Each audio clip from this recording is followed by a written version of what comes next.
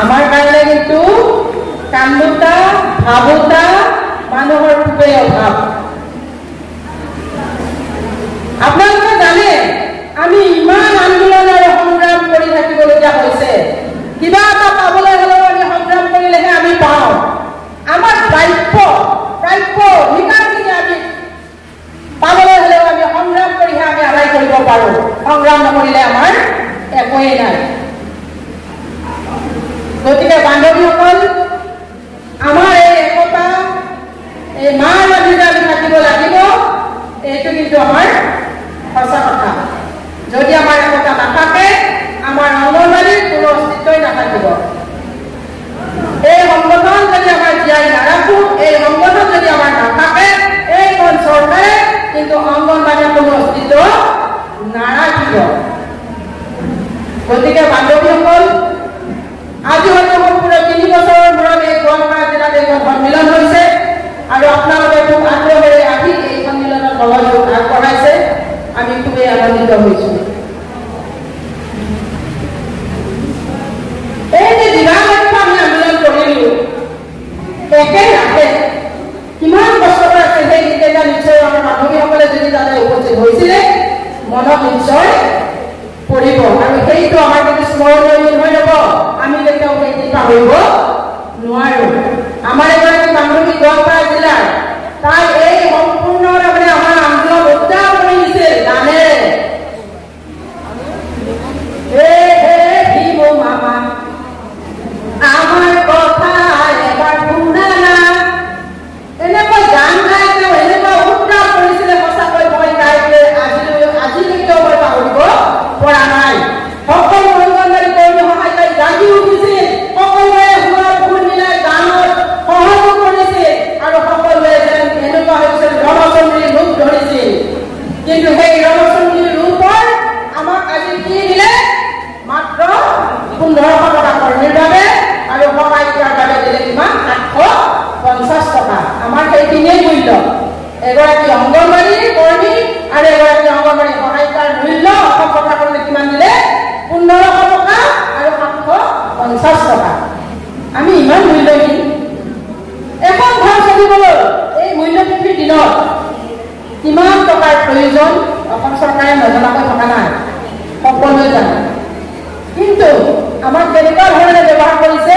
তহঁতে কাম কৰ, কামৰ বিনিময়ত কিবা এটা যোগাৰি দিছোঁ।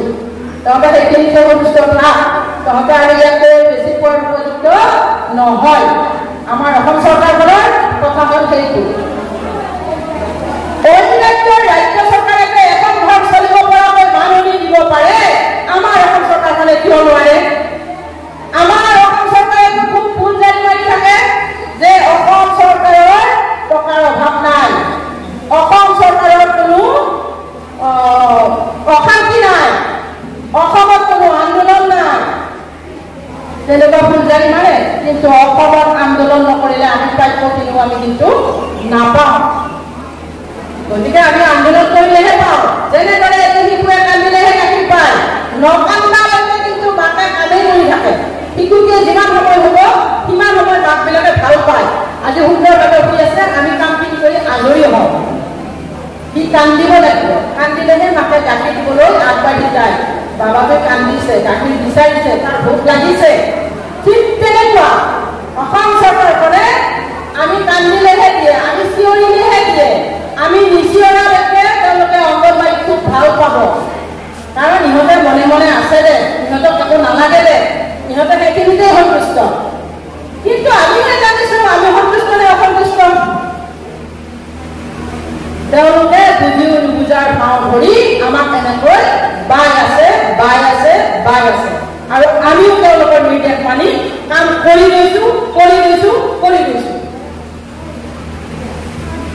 আপোনালোকে জানে আমাৰ অসম অংগনবাড়ী কৰ্মী সহায়িকাই যেতিয়া আমাৰ মোবাইলসমূহ বিকল হৈ গৈছিল, পূৰ্বতে দিয়া মোবাইলসমূহ বিকল হৈ যোৱাৰ এটা সিদ্ধান্ত লোৱা হৈছিলে। আমি মোবাইলত কাম কৰিব পৰা নাই, মোবাইলসমূহ আমি ঘূৰাই দিয়াৰ সিদ্ধান্ত এটা লোৱা হৈছিলে আৰু প্ৰতি জিলাতে হয়তো সেইটো কাৰ্যকৰী কৰা হৈছিলে। মোবাইলসমূহ আমাৰ এতিয়াও কিন্তু দৰং জিলাৰ কিন্তু আগৰ মোবাইলসমূহ অভিযোগে পেলাই চলিছে, কিন্তু আমি ঘূৰাই আৰু নললোঁ। বহু ভয় পাইছোঁ কিন্তু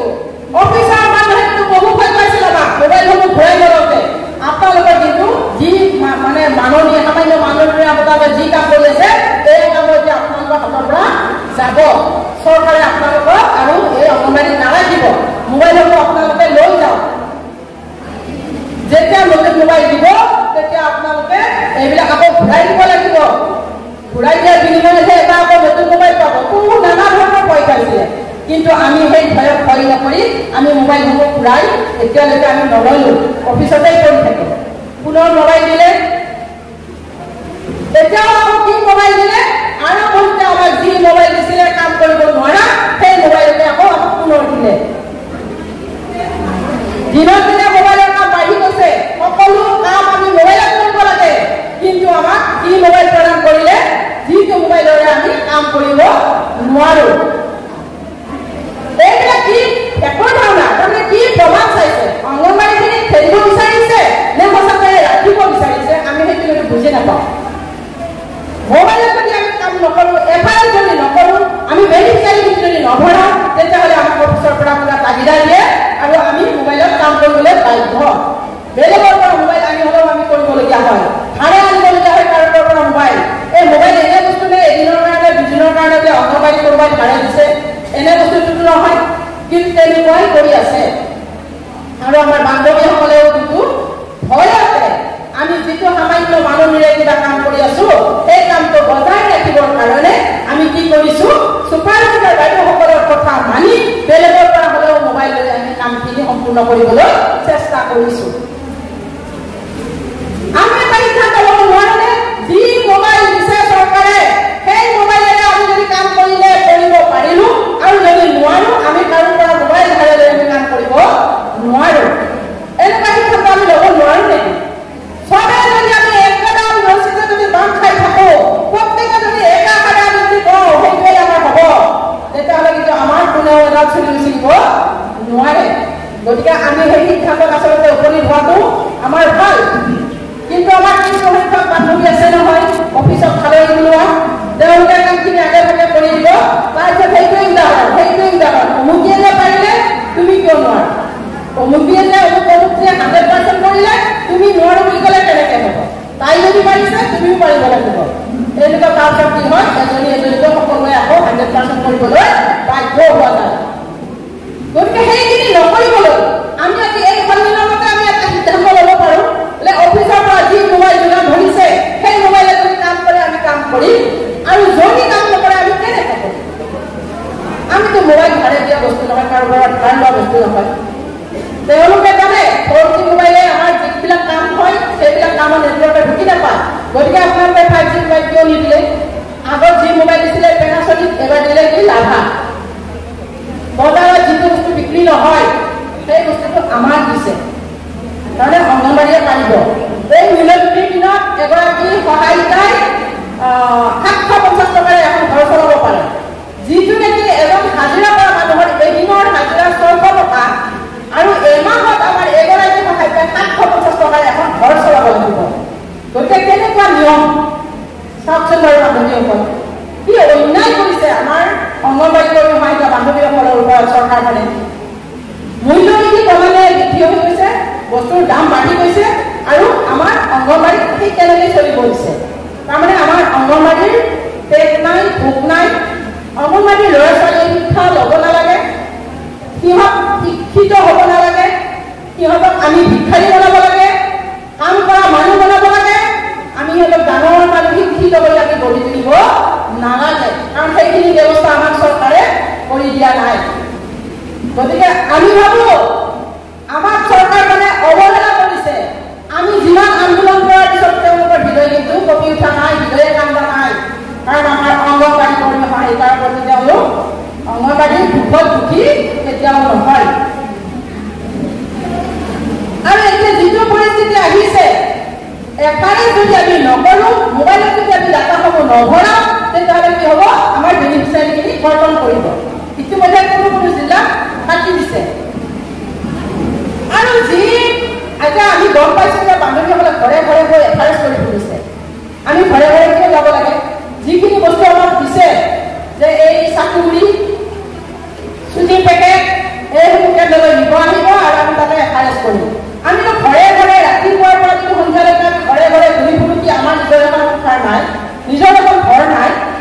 গতিকে আমি ঘৰে ঘৰে গৈ আমি এফআইআৰ কৰিব, আমাৰ যিমানজন আমাক মাননি দিছে, দিম